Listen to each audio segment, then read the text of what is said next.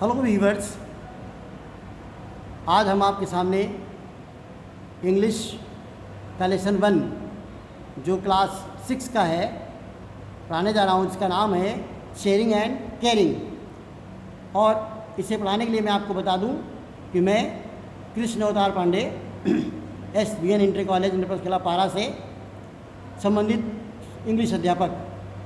आपको मैं बताऊंगा कि लेसन का मीनिंग क्या है, जैसे कि शेयरिंग एंड केयरिंग यानी कि हिस्सेदारी करना और लोगों का देखभाल करना, ये लेसन का मतलब है, पाठ का अर्थ है।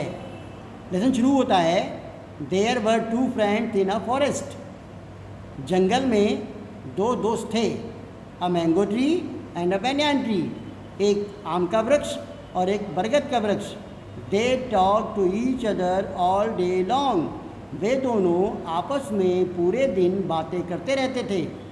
Every night lions and tigers came and slept under them. हर रात शेर और चीते आते थे और उनकी छाया में नीचे सो जाते थे। The mango tree did not like the animals.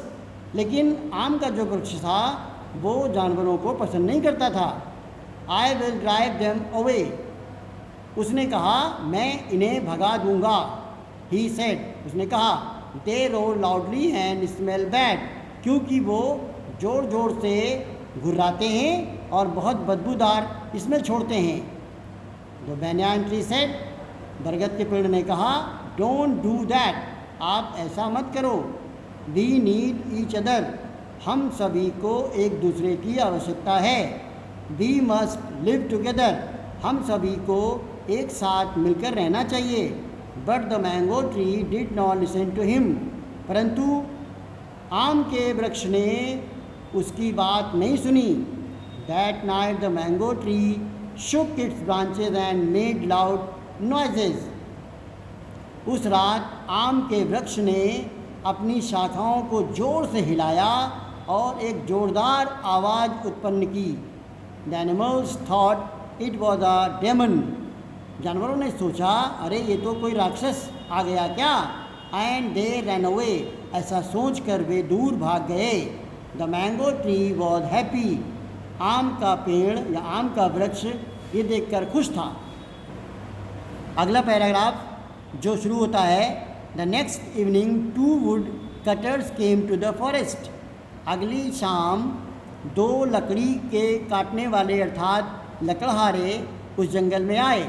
They saw the big mango tree, उन्होंने एक बड़े से आम के वृक्ष को देखा।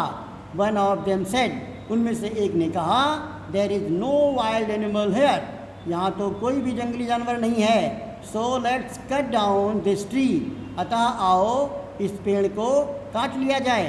दे began to cut the mango tree, उन लोगों ने आम के पेड़ को काटना शुरू कर दिया।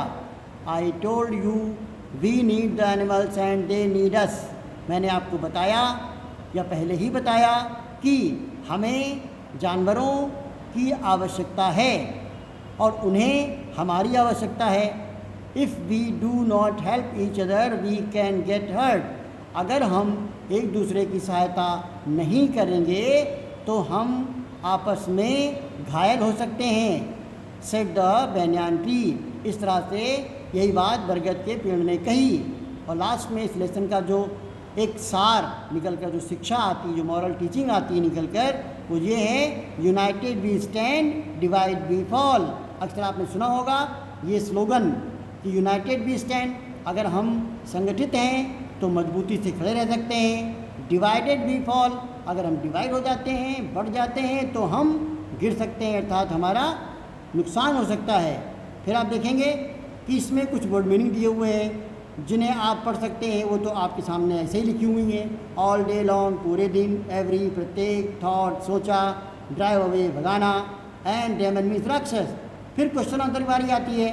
जब लेसन आप ठीक से पढ़ सकते हैं तो क्वेश्चन स्वयं कर सकते हैं। फिर भी मैं आपको थोड़ी हेल्प कर देता हूँ। जैसे क्वेश्चन ने पूछा, what did the mango tree and the banyan tree do all day long. शुरू में आपको मैंने बताया था, क्वेश्चन ने पूछा है कि आम के वृक्ष और बरगद के वृक्ष आपस में क्या पूरे दिन बातें करते थे। तो आप लिख सकते हैं, सॉरी, क्या करते थे, तो आप लिख सकते हैं कि mango tree and the banyan tree talk to each other all day long. वे दोनों आपस में पूरे दिन बातें करते थे। इसी प्रकार से हर क्वेश्चन का आंसर आपके इस लेसन में है। इसे आप जितना खुद से करेंगे उतना ही आपको आएगा। ऐसे तो कराने के लिए मैं हर क्वेश्चन का आंसर करा सकता हूँ, लेकिन why did the mango tree want to drive away the animals, question number 2 है। मैंगो ट्री जो था वो जानवरों को दूर क्यों भगाना चाहता था? सिंपल सी बात है कि मैंगो ट्री को उन जानवरों की स्मेल और उनका गरजना यानी गुर्राना भाता नहीं था।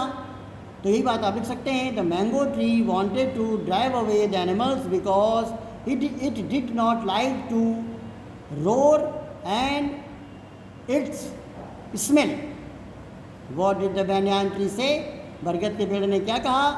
बरगद के पेड़ ने ये कहा कि हम सभी को मिलकर रहना चाहिए। यही बात आपको लिखनी है इंग्लिश में। The banyan tree said that we should live all together. Who came there the next day, अगले दिन कौन आया? हमने आपको बताया था स्टोरी में। अगले दिन लकड़हारे यानी लकड़ी काटने वाले आए। आप लिख दो, the next day 2 woodcutters came to the forest. Why did the woodcutters choose to cut the mango tree? आखिरकार वो लकड़ी काटने वालों ने आम के ही पेड़ को क्यों चुना? हमने आपको बताया कि आम का पेड़ ये नहीं चाहता था कि उसके आसपास कोई भी शेर, चीता आदि जानवर रहे, तो वो अकेला रहता था। और आदमी जो होता है वो बाय नेचर शेर से, भालू से डरता है, इसलिए पास नहीं जाता। और जब उन्होंने देखा कि वहाँ तो कोई जानवर ही नहीं है तो उन्हें बड़ा आसान लगा। तो आप लिख सकते हैं, the woodcutter choosed to cut the mango tree because there were no wild animals. इस तरह आपका ये आंसर नंबर 5 हो गया। टिक मार्क में क्या है कि अगला क्वेश्चन जो आपका tick the right sentences and cross the wrong sentences के लिए है, उसमें जो सेंटेंस लेसन से रिलेटेड हैं वो राइट हैं, जो लेसन की स्टोरी से मैच नहीं करते वो क्रॉस। जैसे पहला सेंटेंस है, the banyan tree wanted to drive away the animals. बरगद का पेड़ जंगली जानवरों को दूर भगाना चाहता था। जैसा कि आपने कहानी पढ़ी है, ये कहानी सही नहीं है क्योंकि मैंगो ट्री चाहता था। इस तरह आप इसे क्रॉस कर सकते हैं। बाकी जो सेंटेंस बचे हैं उन्हें भी आप इसी तरह से राइट रॉन्ग कर सकते हैं। हालांकि आपकी बुक में, आपके वीडियोज़ में ये दिखाई दे रहा होगा कौन सा राइट है कौन सा रॉन्ग है। इसको समझकर आप स्वयं करें, ज़्यादा अच्छा रहेगा। धन्यवाद।